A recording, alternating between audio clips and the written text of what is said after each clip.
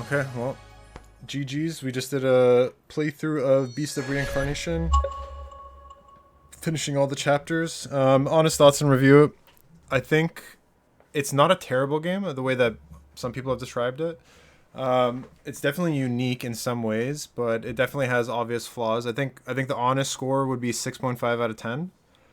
I think in terms of flaws, the pacing is a big issue. I think that's the number one thing that people have flagged, just kind of the way the game starts and builds up. So pacing is certainly an issue.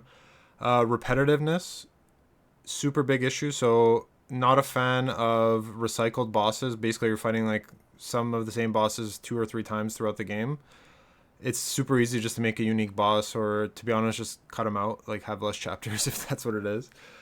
Same goes with enemy variety. You kind of once you get through like halfway through the game, you pretty much have seen all the enemies. They just cycle differently, and then they come in different combos. I think it has a bit of the atomic heart issue where the world in some areas is much bigger than it needs to be. I think halfway through the game they get the size of maps perfect, but the beginning of the game it's just way too big.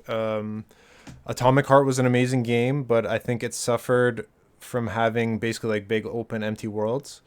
And that's one of the things that this game has. So it kind of adds, if you're actually going to explore like I did, I probably had an extra like 5 to 10 hours just from running around trying to get stuff, which they could have made in just a smaller map. So I think those are the major issues. But in terms of the good, honestly, movement, pretty cool. I enjoyed actually exploring, like having the ability to just actually move around, go up is actually really, really good. The vines. Number one pet peeve in games, it's like, oh, you just unlocked double jump 15 hours into the game. It's like, just give me all the free exploration I want. I don't need any of that bullshit. Like, just have it up front. So that's good. Combat doesn't feel too bad. There is actually surprisingly a lot of skills. I guess the issue, and you can say this is maybe a con, but a lot of games do this. You do unlock a lot at the end, and it's impossible to even have like half the stuff leveled up just because you're not going to have enough skills. So it does incentivize New Game Plus. It does give you a reason to kind of go back, try out new skills if you want. But yeah, music's pretty good. I do like the world and the setting. I think it is pretty cool. It's somewhat unique. Um, Definitely feels a cool vibe as you're kind of going through some of the levels, especially the verticality that they pulled off on, especially like the bell tower was really cool.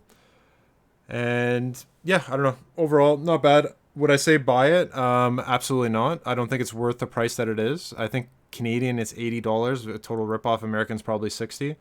This is a $30 game at best, to be honest. And if anything, it's a Game Pass game. This is one of those games that should be on Game Pass that you try on Game Pass. If you're gonna buy it, wait for it to go on sale. But buying it full price is not it. So not the worst. Certainly not the best. Nothing really innovative, but a unique twist. And the final boss actually was really cool. So